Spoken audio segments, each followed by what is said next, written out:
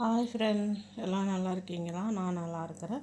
So இன்றைக்கி என்ன video போட போகிறோம் அப்படின்னு சொல்லிட்டு பார்த்தா, நம்ம காலிஃப்ளவர் பகோடா போட போகிறோம். ஸோ எப்படி போட போகிறோம் அப்படின்னு சொல்லிட்டு பார்க்கலாம்.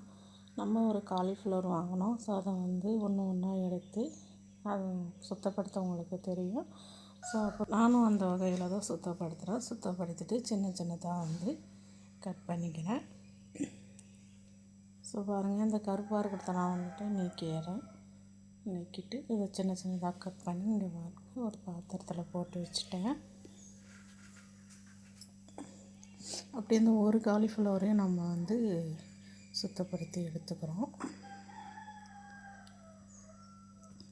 நீங்கள் காலிஃப்ளவர் பகோடா செஞ்சுருக்கீங்களா, குழம்பு வச்சுருக்கீங்களா, கூட்டு வச்சுருக்கீங்களா, என்ன பண்ணியிருக்கீங்கன்னு சொல்லிட்டு கமெண்ட் பாக்ஸில் சொல்லுங்கள். நான் குழம்பும் வச்சுருக்கேன், கூட்டும் வச்சுருக்கேன், பகோடா மாதிரியும் போட்டும் சாப்பிட்ருக்கேன்.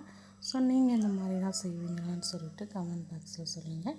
ஸோ நான் இப்போ அந்த காலிஃப்ளவரை சுத்தப்படுத்தி ஒரு பாத்திரத்தில் போட்டுட்டேன்.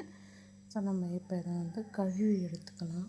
தண்ணி ஊற்றி கழுவுறேன். ஸோ அந்த மாதிரி கழுவி எடுத்துட்டு ஸோ அடுத்ததாக நம்ம வேறு ஒரு தண்ணியை ஊற்றிட்டு தண்ணியில் கொஞ்சோண்டு மஞ்சத்தூள் அதோடு சேர்த்து கொஞ்சம் வேக வைக்கலாம் இதை. ஸோ இப்படியும் போடலாம். ஸோ இப்படியே போடும்போது கொஞ்சம் ஒரு மாதிரி நறுக்குன்னு இருக்கிற மாதிரி இருக்கும். ஸோ அதனால் கொஞ்சம் வேக வச்சிடலாம். ஸோ நான் அதில் கொஞ்சோண்டு உப்பு சேர்த்துக்கிறேன். ஓகே ஃப்ரெண்ட், நான் வேக வச்சு எடுத்துக்கிட்டேன். பாருங்கள், வெந்துருச்சு. வேக வச்சேன்னா ரொம்ப வேக வச்சிடல, சும்மா ஒரு கொதி வந்தால் போதும். ஸோ ஏன்னா நம்ம காலிஃப்ளவர் பகோடா தான் போட போகிறோம். ஸோ அதனால் கொஞ்சம் கொதிச்சா போதும். ஸோ நம்ம இப்போ வடிகட்டி எடுத்துக்கலாம். ஒரு தண்ணி 2 தண்ணின்னு கூட ஊற்றி கூட நம்ம இதை வடிகட்டி எடுத்துக்கலாம். ஸோ ஏன் அப்படின்னு பார்த்தாக்கா, ஏதாவது பூச்சி இருந்தாக்கா போயிடும். அதனால் நான் வடிகட்டிட்டு திரும்பவும் ஒரு டைம் தண்ணி ஊற்றி வடிகட்டிக்கிட்டேன்.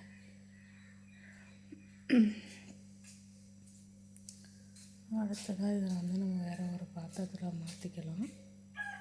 ஸோ மாற்றிக்கிட்டு பாருங்கள் எப்படி இருக்குதுன்னு தெரியும். கொஞ்சம் அதிகமாக வெந்த மாதிரி இருக்குது.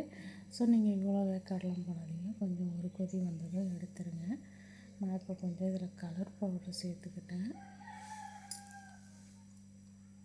அடுத்தது சிக்கன் 65 சேர்த்துக்கிட்டேன்.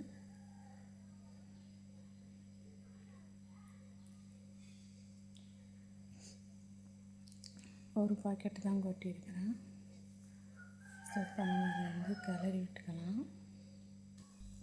ஓகே ஃப்ரெண்ட், நம்ம கிளறி வச்சாச்சு. ஸோ பாருங்கள், உங்களுக்கு தெரியும் பார்க்கும்போது இது எல்லா பவுடரும் அதில் சேர்ந்த மாதிரி கிளறி வச்சுக்கிட்டேன். அடுத்ததாக நம்ம அடுப்பில் வானல் வச்சு கொஞ்சம் எண்ணெய் ஊற்றிக்கிட்டோம்.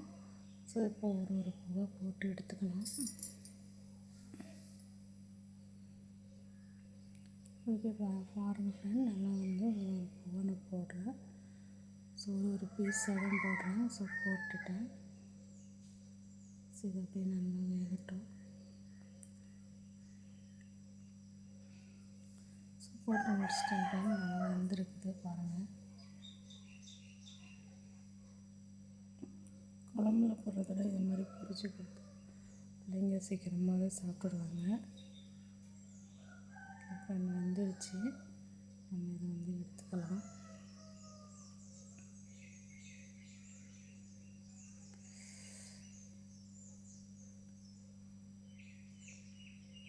கொஞ்சம் கொஞ்சமாக அள்ளிக்கலாம். நான் சின்ன சாரணி வச்சு தான் எடுத்துகிட்ருக்கேன். அதனால் அதிகமான வரலை. ஸோ அது சின்ன வானம் தான். ஸோ கொஞ்சம் தான் போகுது, அதனால் செஞ்சேன். ஸோ ஓகே ஃப்ரெண்ட், இது எல்லாத்தையும் நம்ம எடுத்துட்டோம். ஸோ எப்படி இருக்குதுன்னு பார்க்கலாம். ஃப்ரெண்ட் பாருங்கள் ஃப்ரெண்ட், நான் எடுத்துட்டேன். ஸோ நல்லா இருக்குது, நான் சாப்பிட்டுட்ருக்குறேன். பாருங்கள், நல்லாயிருக்கு. இன்றைக்கி நீங்களும் ட்ரை பண்ணி பாருங்கள். வீடியோ பிடிச்சிருந்தா லைக் பண்ணுங்கள், ஷேர் பண்ணுங்கள், கமெண்ட் பாக்ஸில் மறக்காமல் கமெண்ட் பண்ணுங்கள். ஓகே ஃப்ரெண்ட், பாய்.